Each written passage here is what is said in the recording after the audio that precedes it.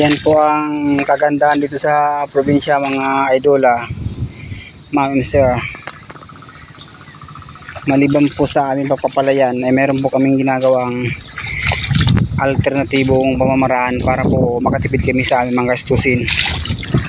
Ito po ay pagkatanim ng mga sari-saring gulay sa tabi ng aming tubigan. Ito po ay okra mga idol. Yan, namumunga na po siya.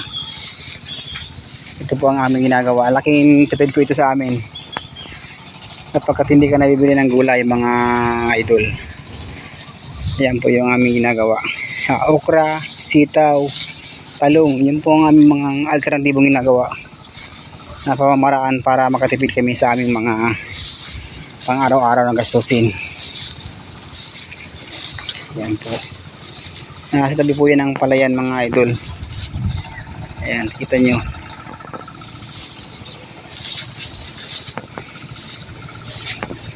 Ayan po, okra. Kahit pa paano po nakaka-survive sa amin to.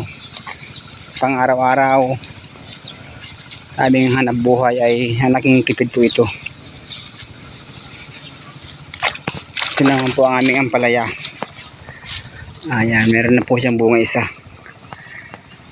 See, yan po mga idol ang aming ginagawang pamamaraan dito sa aming palayan. Yan, may mga bunga na po siya.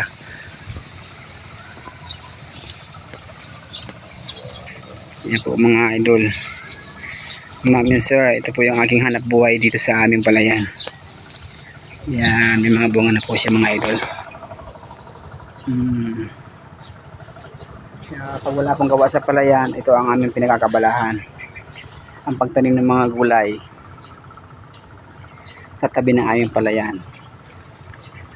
Yan, marami na po siya natabang ng mga bunga.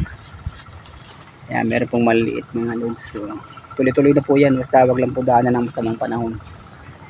Yan po ang aming ginagawang laking tipid po sa amin, sa aming mga gastusin sa pang-araw-araw. At meron kami mga alternatibong ginagawa sa pag maliban po sa pagpapalaya. Meron kami mga tinatanim mga gulay sa tabi ng aming mga palayan mga idol. Ayan po kung makikita nyo. Yan. Kawayan lang po ang aming mga ginagawang pamamaraan para meron siyang kapitan. Napakaganda po ang buhay sa probinsya pag ikaw po ay isang masipag lang, hindi ka nabibili ng mga gulay. Yan po yung aming okrahan. May mga bunga na po siya mga idol. Ganda no.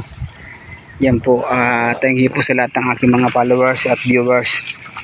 Maraming salamat po sa patuloy niyong pagtangkilik sa aking YouTube channel. Sana wag po tayo magsawa. At maraming thank you po. Thanks God sa lahat. Good afternoon po everyone. God bless you more. Bye bye.